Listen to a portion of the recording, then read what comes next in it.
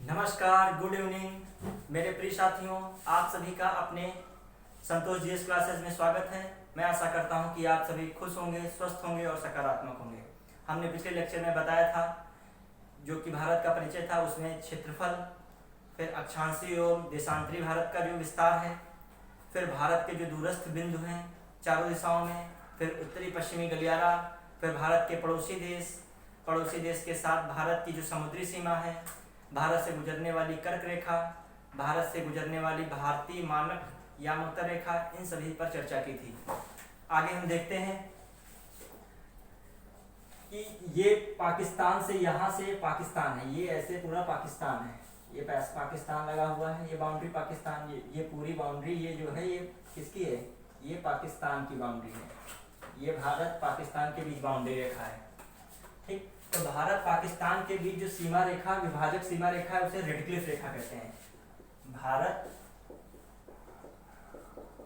पाकिस्तान के बीच विभाजक रेखा,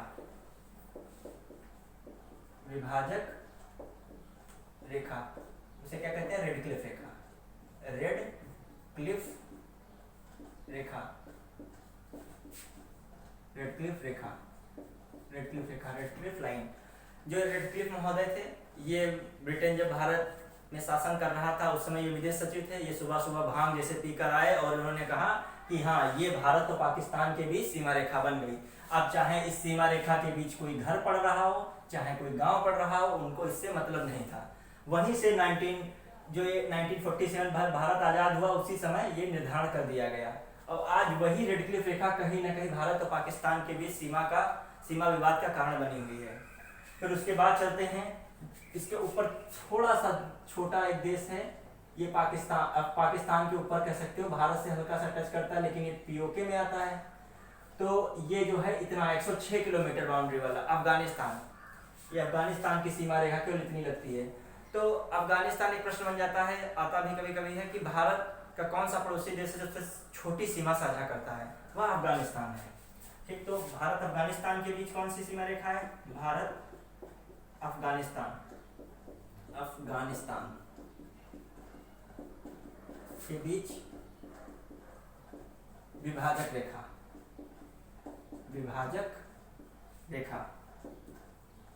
रेखा कौन सी? डूरंड रेखा। इसका विभाजन कब हुआ था? 1896, यानी अंग्रेजों के समय। फिर उसके बाद यहाँ से पूरा अक्साई चीन, सियाचिन, ये सब होता हुआ ये पूरा जो बॉर्डर लगता है, ये तो नेपाल ही है। ये नेपाल के ऊपर यहाँ पर सिक्किम के ऊपर भूटान से होता अरुणाचल प्रदेश, ये सब बॉर्डर चाइना का। तो भारत और चाइना के बीच जो सीमा रेखा है, नेपाल को छोड़ दे, भूटान को छोड़ दे, तो दोनों के बीच जो सीमा रेखा है उसका क्या नाम है? भारत चीन के बीच विभाजक रेखा, उसका क्या नाम? मैकमोहन रेखा। उसको मैकमोहन, ज्यादातर जिन्होंने रेखा बनाई, निर्धारण किया, उन्हीं के नाम से रख दिया जाता है, मैकमोहन रेखा। इसका निर्धारण कब हुआ? 1913 से 14 में। अब यहीं पर इसके बाद चलते हैं, ये बांग्लादेश है, ये त्रिपुरा पड़ता है, बांग्लादेश के तीनों ओर से अंदर जाता हुआ त्रिपुरा, फिर ये पर मिजोरम। तो ये बांग्लादेश है, ये है बांग्लादेश, ये बांग्लादेश हो गया। तो बांग्लादेश, ये मिजोरम ऐसे थोड़ा सा और, इसके बाद मिजोरम। तो ये बांग्लादेश, तो ये बॉर्डर लग रहा है, इसको कौन सी सीमा रेखा कहा गया है? भारत बांग्लादेश के बीच जो विभाजक रेखा है उसका क्या नाम है? 24 बीघा बॉर्डर। ठीक, अब यहीं पे इधर अंडमान निकोबार द्वीप समूह था, और यहाँ पर इसके बाद इधर जाओगे तो इंडोनेशिया पड़ेगा, देश इंडोनेशिया। तो इसका एक महान विभाजक के रूप में अलग करता है, कभी कहा जाता है तो महान विभाजक कह सकते हो। इन दोनों के बीच को कौन अलग करता है? महान विभाजक। और बाकी तो हम बता ही चुके थे, 10 डिग्री, 9 डिग्री, 8 डिग्री, इनकी चर्चा हो चुकी थी। फिर हम थोड़ा सा पूर्वी भारत पे चर्चा करते हैं। पूर्वी भारत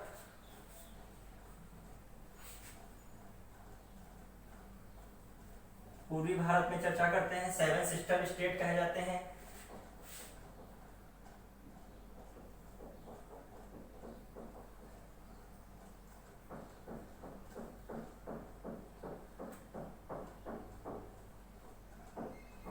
ये पूर्वी भारत पे हम बना लिए। तो ये पूर्वी भारत पे चर्चा करने से पहले यहाँ पर ये सिक्किम पड़ जाता है। क्या है सिक्किम? ये जो है वेस्ट बंगाल है, वेस्ट बंगाल, यहाँ तक वेस्ट बंगाल आ जाता है। अब जो ये यहाँ तक ही वेस्ट बंगाल है, फिर यहाँ पर अरुणाचल प्रदेश है, अरुणाचल प्रदेश, फिर यहाँ पे नागालैंड है, नागालैंड, फिर ये मणिपुर है यहाँ पर, फिर यहाँ पर मिजो है, मिजोरम मतलब मिजो, फिर यहाँ पर ये मेघालय पड़ जाता था, मेघालय, फिर यहाँ पर त्रिपुरा। तो ये जो है 7 सिस्टर स्टेट्स कहे जाते हैं, 7 सिस्टर स्टेट्स। तो इनमें कौन शामिल नहीं होता है? इसमें सिक्किम और यहाँ पर सिक्किम और वेस्ट बंगाल शामिल नहीं होता है। सिक्किम एंड वेस्ट बंगाल 7 सिस्टर में शामिल नहीं होता है, शामिल नहीं होता है 7 सिस्टर में। बाकी यहाँ पर बीच में असम, असम पड़ता है। असम का अधिकतर भाग मैदानी है। तो ये 7 सिस्टर में आते कौन है? अरुणाचल प्रदेश, नागालैंड, मणिपुर, मिजोरम, त्रिपुरा,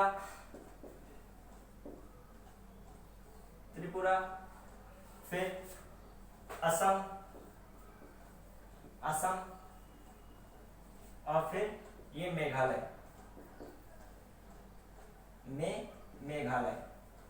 मेघालय 1 2 3 4 5 6 7 ही आते हैं। लेकिन बच्चे कंफ्यूज हो जाए, ऑप्शन में कभी कभी देता है ये 7 पूर्वी राज्य हैं में से कौन शामिल नहीं है। तो ये सिक्किम और वेस्ट बंगाल नहीं है, बल्कि है दोनों ईस्ट में पड़ जाते हैं। जो भारत है, पूछा जाए भारत किस महाद्वीप में स्थित है, नॉर्मल क्वेश्चन है, एशिया में है। कहाँ पे है एशिया में? ये समझ लीजिए एशिया है ये, तो भारत यहाँ पर स्थित है, मतलब कहने का मतलब दक्षिण एशिया में स्थित है।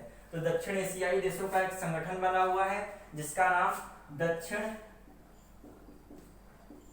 एशियाई क्षेत्रीय सहयोग संगठन है। सहयोग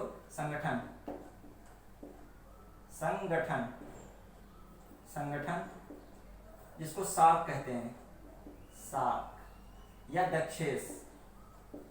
भारत इसका सदस्य है और सबसे बड़ा देश भारत ही है। कभी कभी पूछ लेता है कि सार्क में कौन शामिल नहीं है, तो एक शॉर्टकट याद रखना है, MBBS,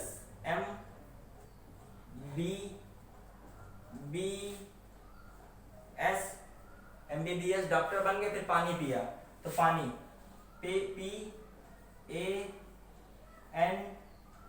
PANI। तो यहाँ पर इसका मतलब मालदीव शामिल है, मालदीव, म्यांमार शामिल नहीं है दक्षेस में, ठीक। फिर बांग्लादेश शामिल है, B फॉर बांग्लादेश। फिर कौन शामिल है? भूटान शामिल है, B फॉर भूटान शामिल है। फिर S फॉर श्रीलंका शामिल है, श्रीलंका शामिल है। P फॉर पाकिस्तान भी शामिल है। फिर अफगानिस्तान भी शामिल है, अफगानिस्तान। फिर N फॉर नेपाल भी शामिल है, और इंडिया तो है ही शामिल। सबसे बड़ा, कभी कभी पूछा इसमें दक्षेस में शामिल कौन सा देश नहीं है, या इनमें से दक्षेस में कौन शामिल है, ऐसे प्रश्न बना सकते हैं। तो इंडिया सबसे बड़ा दक्षेस का देश है, और जो इसका मुख्यालय है वो कहाँ है? नेपाल की राजधानी काठमांडू में है, काठमांडू में है। कभी कभी प्रश्न पूछ लेते हैं कि दक्षेस का सबसे छोटा देश कौन सा है? मालदीव है, पूछ लिया। दक्षेस में कुल कितने राज्य हैं? 8 देश हैं, 8 राज्य नहीं देश। कुल कितने देश हैं? 8 देश हैं। इस प्रकार से प्रश्न होते हैं। मुख्यालय कहाँ? काठमांडू, जो कि नेपाल की राजधानी है। चलिए आज हम जो है एक नया टॉपिक जो भारत का आता है, सबसे इम्पोर्टेंट टॉपिक, यही जो खत्म हो जाता है टॉपिक अच्छे से, तो आप मान लीजिए इंडियन ज्योग्राफी का 80% सिलेबस आपका कंप्लीट हो गया। तो इसका नाम है भारत के भौतिक प्रदेश। भारत के भौतिक प्रदेश, भारत के भौतिक प्रदेश। फिजिकल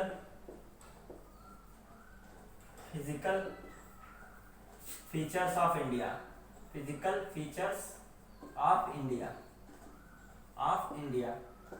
ये चैप्टर, इसका भारत का भौतिक स्वरूप का मतलब क्या, जो भारत का भौतिक स्वरूप में भौतिक संरचना, भारत में कहाँ पर्वत है, कहाँ मैदान है, कहाँ पठार है, कहाँ मरुस्थल है, कहाँ इसकी तटीय सीमा है, कहाँ इसके द्वीप समूह है, यह सब भारत का भौतिक स्वरूप में आता है। तो हमको एक एक चीज को बिल्कुल क्लियर करते विधिवत रूप से पढ़ना है, क्योंकि जो इससे क्वेश्चन आ जाए, चाहे कोई भी एग्जाम हो, चाहे कोई ग्रुप सी का एग्जाम हो, चाहे ग्रुप पीसीएस लेवल तक एग्जाम हो, आप वहां तक क्वेश्चन को निकाल सकें।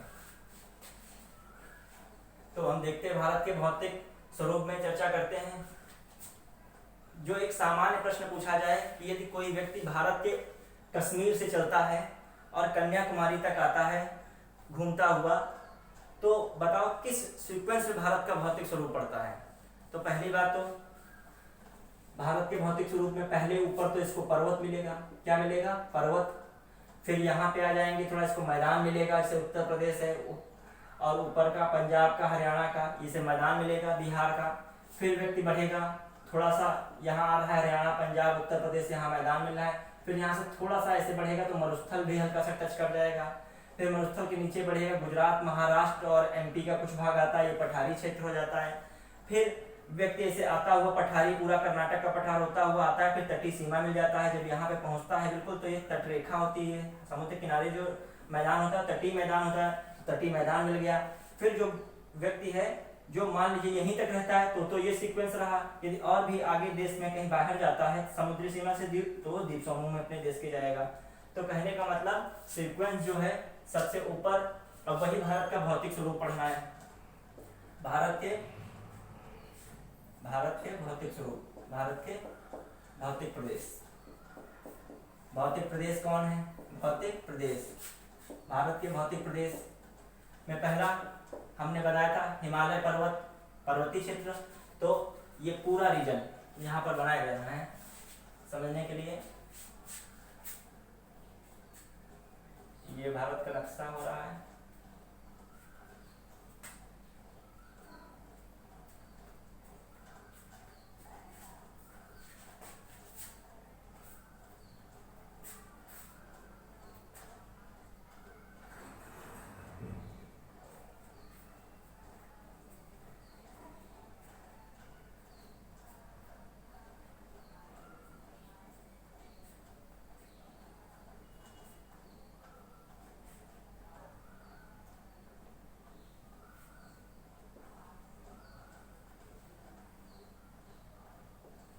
भारत का मैप है, समझने के लिए बनाया है केवल भारत का मैप। तो भौतिक प्रदेश में हम ये केवल कह रहे हैं, ये जो है ये क्षेत्र, ये पूरा क्षेत्र, ये क्षेत्र, ये पूरा क्षेत्र ऐसे, तो ये सब जो है क्षेत्र, ये क्षेत्र जो है ये भारत का पर्वतीय क्षेत्र है, विशेषकर हिमालय का पर्वतीय क्षेत्र है, ये एक भौतिक क्षेत्र हो गया। फिर इसके बाद ये कौन सा है, ये मैदान है, ये मैदान है, ये मैदान है, मैदान हो गया। थोड़ा मैदान यहाँ असम के पास ही पड़ता है, या कह सकते हैं पूर्वोत्तर का सबसे जो बड़ा राज्य है वो असम ही है, ठीक। ये सिक्किम है छोटा सा।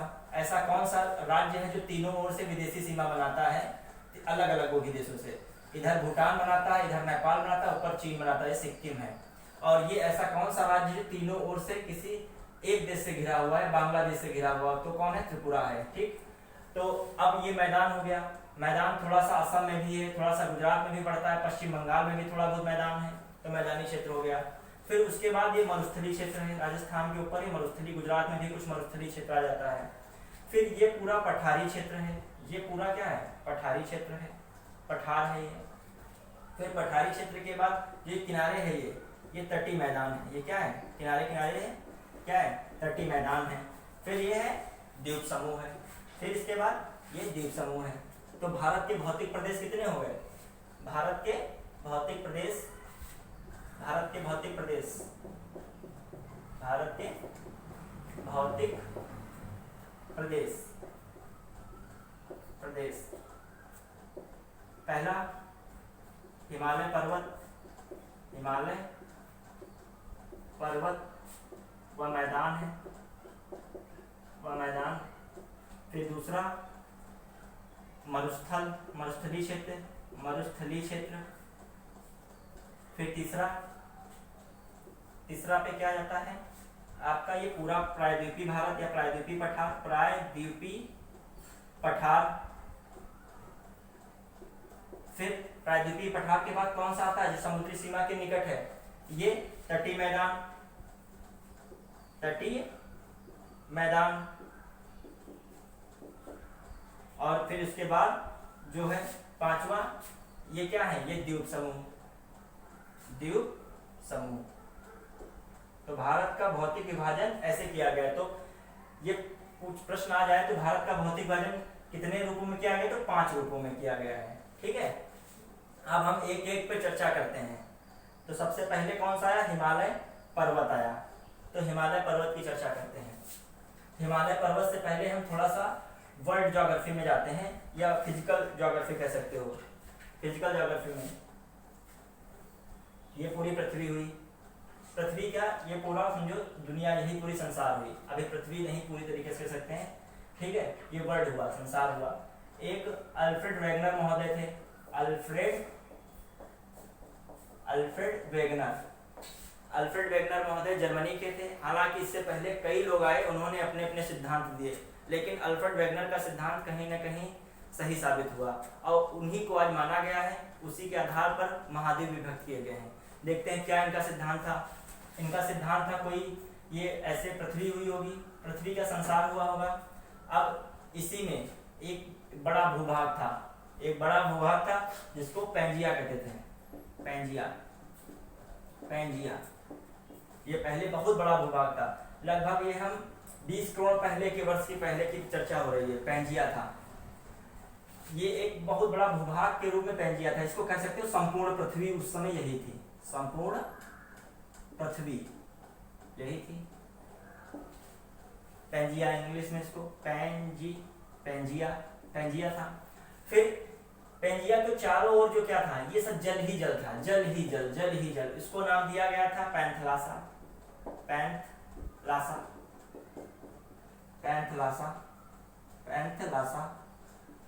इसको जल ही जल, इसका मतलब क्या था, जल ही जल, पानी ही पानी।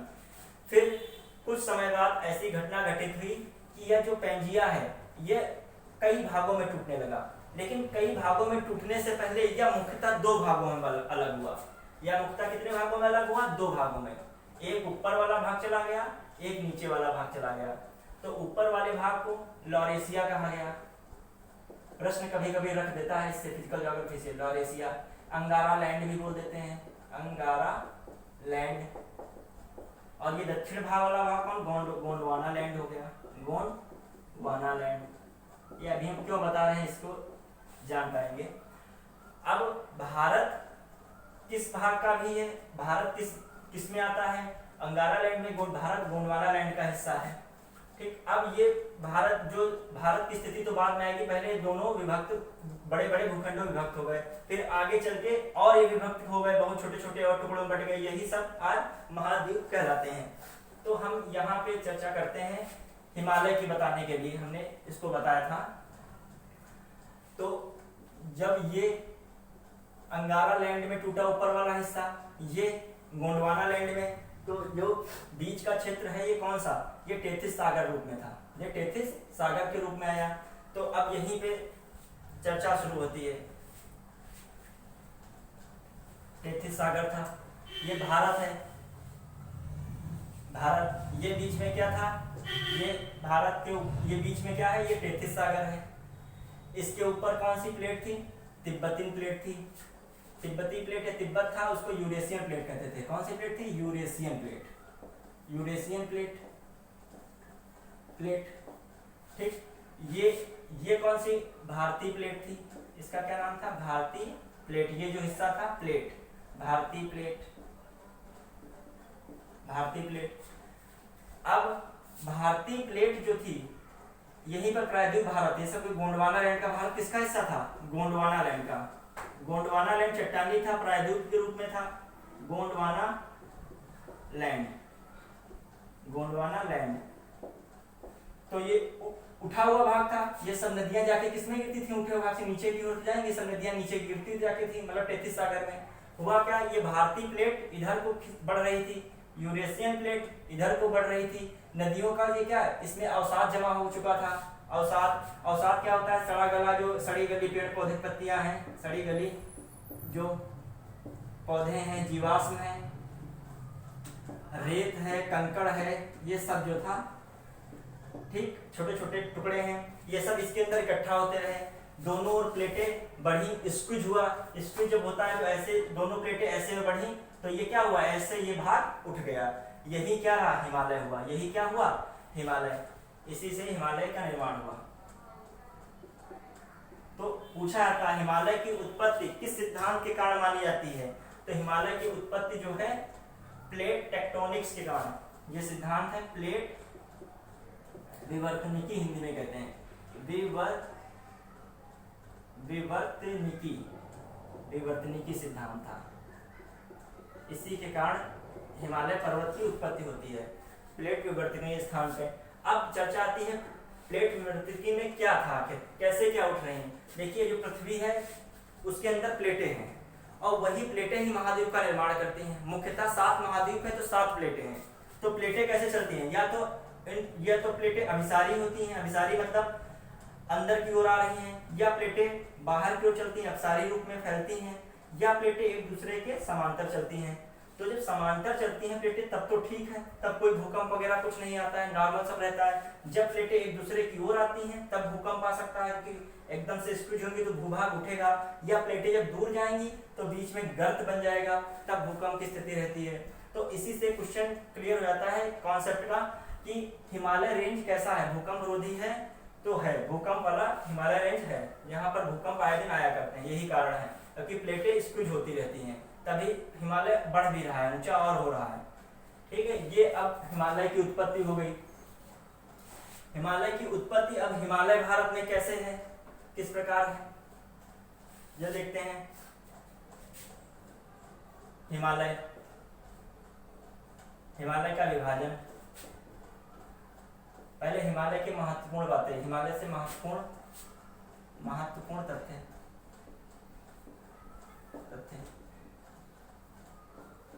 हिमालय जो पर्वत है, विश्व की सबसे ऊंची जो चोटी है वो हिमालय पे स्थित है, माउंट एवरेस्ट। एवरेस्ट जो है विश्व की सबसे ऊंची चोटी, सबसे ऊंची चोटी किस पे स्थित है, हिमालय पर स्थित है। फिर हिमालय विश्व की सबसे दूसरी बड़ी श्रृंखला है एंडीज के बाद। एंडीज जो है पर्वत श्रृंखला, ये साउथ अमेरिका में पड़ती है। ये कहाँ पड़ती है, साउथ अमेरिका। सबसे ऊंची पर्वत श्रृंखला, एंडीज जो है। एंडीज के बाद हिमालय दूसरी सबसे लंबी पर्वत श्रृंखला है। ये प्रश्न है, लंबी पर्वत श्रृंखला, प्रश्न पूछे जाते हैं, इसी में घुमा कथन देता है, लंबी श्रृंखला है। फिर क्या है, भारत में हिमालय की सबसे ऊंची चोटी कौन सी है, गाडविन ऑस्टिन है, या माउंट केटू जो है वो कहाँ है, या कह सकते हैं भारत में, पहले तो भारत की सबसे ऊंची चोटी, कौन है, माउंट केटू। कहाँ है, हिमालय में है, इसी हिमालय में। यही जो है विश्व की दूसरी सबसे ऊंची चोटी है, 8611। विश्व की दूसरी सबसे ऊंची चोटी है। हिमालय से जुड़ी हुई छोटी छोटी इंफॉर्मेशन हैं। अब हिमालय का जो बढ़ रहा है इस समय, हिमालय कितना है, 8850 कितना मीटर ऊंचाई उसकी हो चुकी है हिमालय की। ठीक है,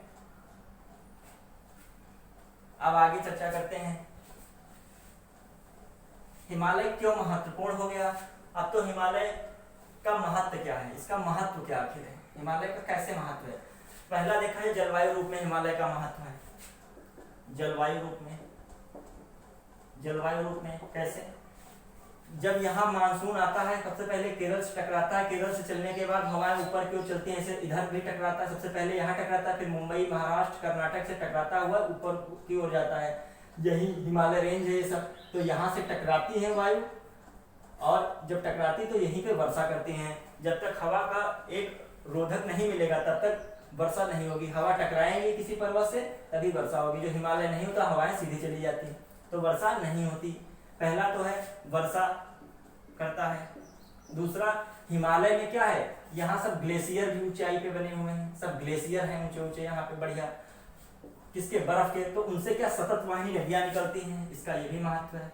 सतत वाहिनी नदियां मिल जाती हैं, नदियां मिलती हैं।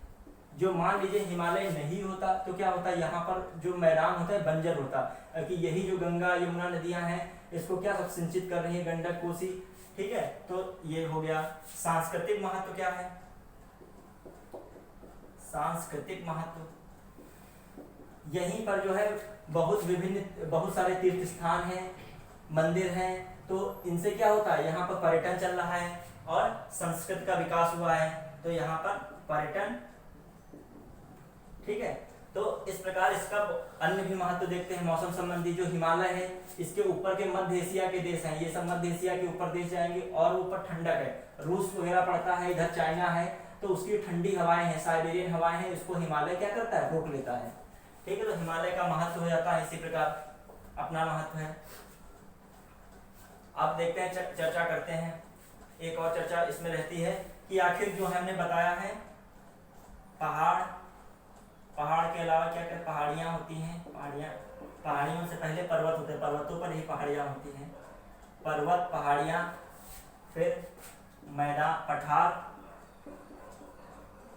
फिर मैदान, इनकी क्या ऊंचाई रहती है। तो एक चीज देख लेते हैं, ये जैसे है धरातल, इस पर जो ऐसा सबसे ऊंचा उठा हुआ भाग पर्वत हो गया, फिर ये उबड़ खाबड़ इतना ऊंचा उठा हुआ पठार हो गया, फिर पठार से इतना भाग जो होता है ऐसे समतल चलता है, ये मैदान हो गया। तो इसकी ऊंचाई कितनी हो गई, 1000 मीटर से पूछा जाता है, विकल्प में आ जाए 1000 मीटर से अधिक ऊंचाई वाले को क्या कहते हैं, पर्वत कहते हैं, ठीक है। और इसी में 800 मीटर तक हो तो पहाड़ियां हो जाती हैं, ठीक है। अब उसके बाद चलते हैं, ये पठार 500 से अधिक मीटर ऊंचाई होती है। पठार कितनी होती है, 500 से अधिक जो ऊंचाई वाली जो धरातल होता है उसे पठार कहते हैं। 500 मीटर से अधिक ऊंचाई वाला उबड़ खाबड़ समतल क्षेत्र जो है पठार कहलाता है, पठार।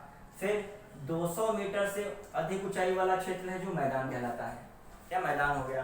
तो ये भी हो जाता है, कभी कभी चर्चा हो जाती है, जिसे आ गया कि पठार, ठीक है, आगे 500 मीटर तो सही है। पहाड़, पर्वत या पहाड़ कह दिया, पहाड़ियाँ आ गई तो क्या हो गया, 800 मीटर सही है। और मैदान है, मैदान की ऊंचाई कह दे 150 मीटर से अधिक ऊंचे को मैदान कहते हैं, गलत है, ठीक है। तो इस प्रकार से अब हिमालय की बात करते हैं अपने टॉपिक पर। हिमालय पे मेन आते हैं। हिमालय को कितने रूप में बांटा गया है, तो ये चर्चा होती है। ऊंचाई के आधार पर हम पहले देखते हैं हिमालय को। सबसे पहले ट्रांस हिमालय या पार हिमालय, ट्रांस हिमालय, फिर बृहद हिमालय, फिर मध्य हिमालय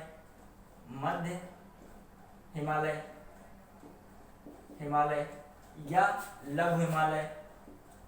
लघु हिमालय, फिर मध्य हिमालय, लघु हिमालय, फिर शिवालिक रेंज आती है, शिवालिक रेंज।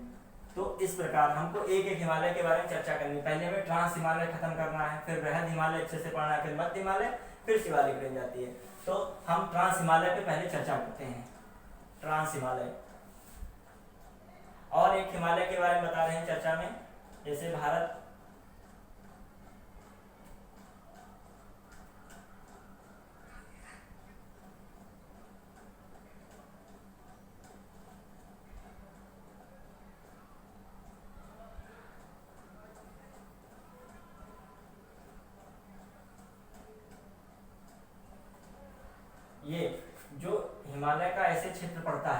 तो ये देखिए और इधर देखिए, तो ये जो भाग है हिमालय, जो देखा जाए पश्चिमी क्षेत्र में अधिक चौड़ा है हिमालय। पश्चिमी भाग कथन में पूछ लेता है कभी कभी, हिमालय का पश्चिमी क्षेत्र का जो चौड़ाई है कम है, तो नहीं, पश्चिमी क्षेत्र की चौड़ाई अधिक है।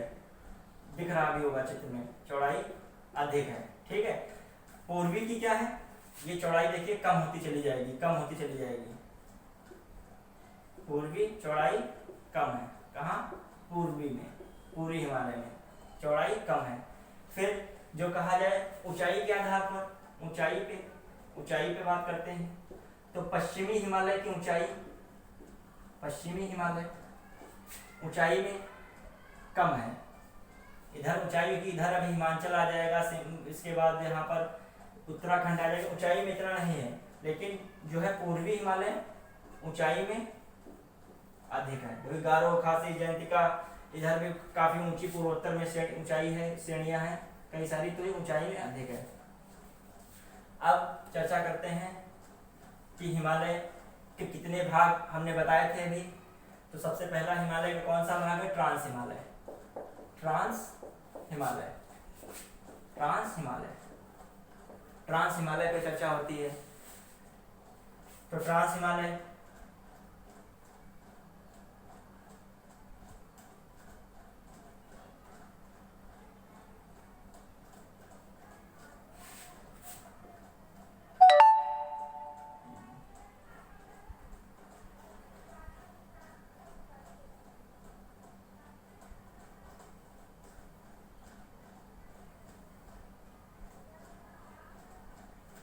ये ट्रांस हिमालय पर चर्चा करने से पहले हम ये बताते हैं, यही ट्रांस हिमालय क्षेत्र है। ये जो है हिमालय क्षेत्र जो है ऊपर का, ये जो है हिमालय का ट्रांस हिमालय क्षेत्र है। कौन सा है, ट्रांस हिमालय क्षेत्र, ट्रांस हिमालय, ट्रांस हिमालय।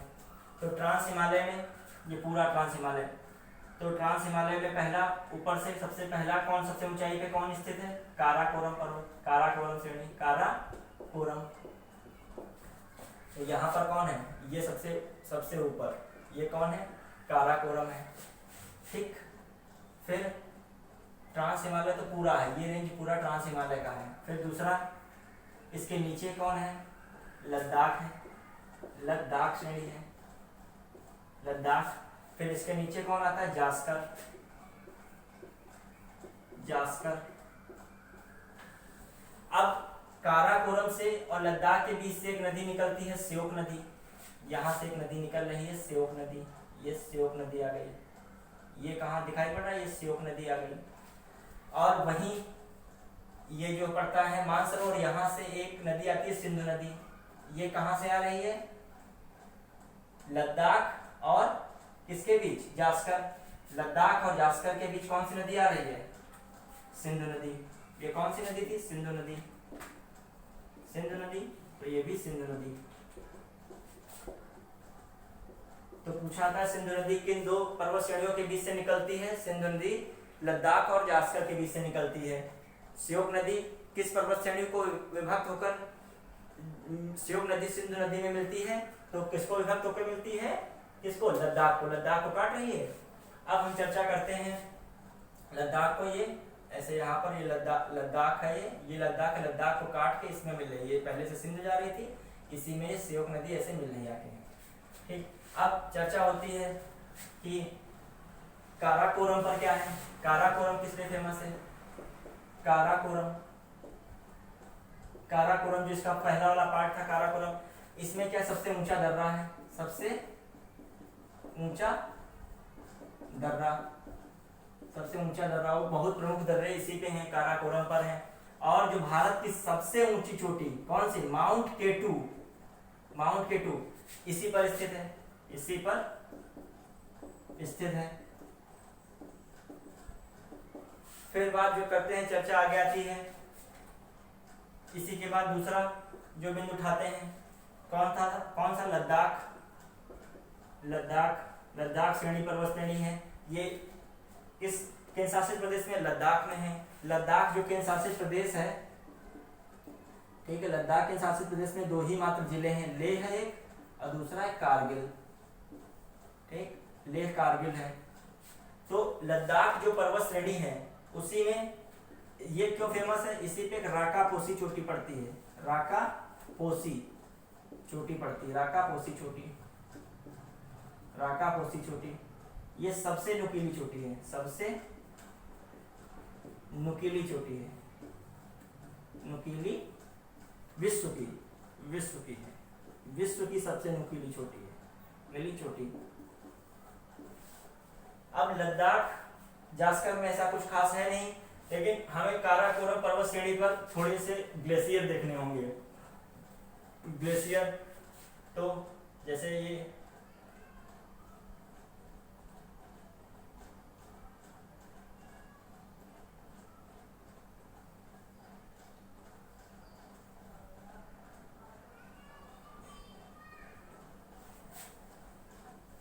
ये जो है काराकोरम है, काराकोरम, इसका ऊपरी भाग काराकोरम है, ये काराकोरम पर्वत श्रृंखला।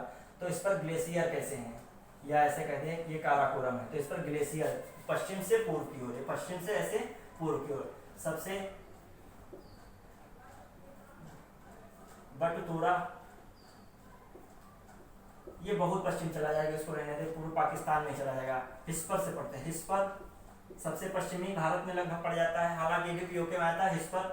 फिर कौन है? बियाफो ग्लेशियर है, बियाफो, बियाफो ग्लेशियर। फिर एक ग्लेशियर पड़ता जाके है बालतोरा, वो बतोरा था, ये बालतोरा है, बालतोरा ग्लेशियर। फिर उसके बाद सियाचिन, या ऐसे यहाँ से मानते हैं, ये ऐसे, ये ऐसे, सबसे यहाँ पे हिस्पर आ जाता है। फिर कौन सा? बियाफो। फिर कौन सा आता है? बालतोरा। फिर यहाँ पे कौन है? सियाचिन, सियाचिन। भारत का सबसे ऊंचा ग्लेशियर किताबों में सियाचिन को ही माना जाता है, तो इसीलिए प्रश्न हम सियाचिन ही ठीक करेंगे। अब ये तो हो गया किसका? ट्रांस हिमालय। हिमालय का पहला पार्ट था ट्रांस हिमालय। अब दूसरा पार्ट कौन है? बृहद हिमालय। कौन सा? बृहद हिमालय।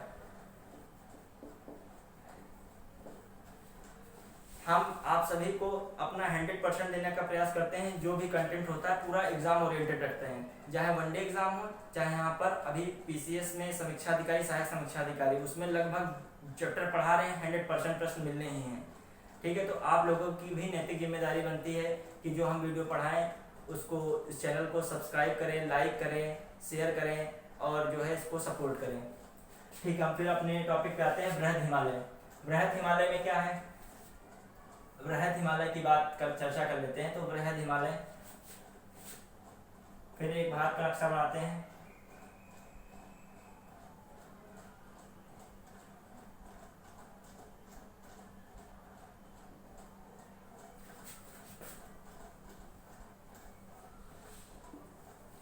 तो जो बृहद हिमालय है ये यहाँ से आता है, ये यहाँ से यहाँ तक ऐसे निकलता जाके है, ऐसे ये निकल जाता जाके है, ऐसे निकलता जाके है। कहाँ पे निकलता जाके? ऐसे ये ऐसे निकलता जाके, ये पूर्वोत्तर भारत यहाँ पे निकलता जाके तिब्बत में। तो यहाँ पे जो इसका बृहद हिमालय का पहला छोर कौन सा है? नंगा पर्वत, नंगा पर्वत। ये कहाँ पर है? कश्मीर में, जम्मू एंड कश्मीर में है। ये सबसे पूर्वी छोर कह सकते हो बृहद हिमालय का, नामचा वारवा, नामचा वारवा, ऐसे पूर्वी छोर है नामचा वारवा, ये तिब्बत में पड़ता जाके है। यही से ऐसे कट करके जो है ब्रह्मपुत्र नदी आती है भारत में, यह ब्रह्मपुत्र नदी है। यहाँ पर सांगपो नाम से आती है, सांगपो, फिर देहांग, तब अरुणाचल प्रदेश में ये ब्रह्मपुत्र नदी आती है। ये हिमालय रेंज थी, ये पूर्वी भारत, यहाँ पर ऐसे ब्रह्मपुत्र नदी आती है। ये ब्रह्मपुत्र नदी आ रही है, ये ब्रह्मपुत्र नदी है। ठीक, कहाँ से निकलती है? ये मानसरोवर से निकलती है। ऐसे ही यहाँ से सिंध नदी निकलती है, यहाँ पर पाकिस्तान में चली जाती है। तो नंगा पर्वत यहाँ पर सबसे पश्चिमी भाग, सबसे पूर्वी नामचा वारवा। लेकिन इसमें कुछ और पर्वत श्रृंखलाएं हैं। मेन इसका उत्तराखंड में पड़ता है। उत्तराखंड में सबसे पहला बंदरपूछ, बंदरपूछ पर्वत श्रृंखला है, या ग्लेशियर कह सकते हो। ये बंदरपूछ ग्लेशियर है, इसी से यमुना नदी निकलती है। फिर इसके बाद जो है केदारनाथ है, कामेत है, कामेत। फिर केदारनाथ, केदारनाथ। फिर बंद कर दी है केदारनाथ, उसके बाद इसके बाद बद्रीनाथ आ जाता है, बद्रीनाथ सीक्वेंस है ये। फिर यहाँ पर समझ लीजिए फिर नंदा देवी, ये नंदा देवी, नंदा देवी, बंदरपूछ, कामेत, केदारनाथ, बद्रीनाथ, नंदा देवी, ये इतने सारे जो हैं उत्तराखंड में पड़ते हैं, यूके में ही पर्वत चोटियां। किसकी? ये है कौन सा? ये बृहद हिमालय की पर्वत श्रृंखला है, इसी पर ये पर्वत चोटियां और ये ग्लेशियर कह सकते हैं। तो ये हो गए सबसे ऊंची जो चोटी उत्तराखंड की है तो नंदा देवी है, और गंगा नदी बंदरपुर से निकलती है। अब उसके बाद जो है नेपाल शुरू हो जाता है, नेपाल, नेपाल शुरू हो जाता है। नेपाल में कौन कौन सी हैं? धौलागिरी, धौलागिरी, फिर धौलागिरी के बाद जो है अन्नपूर्णा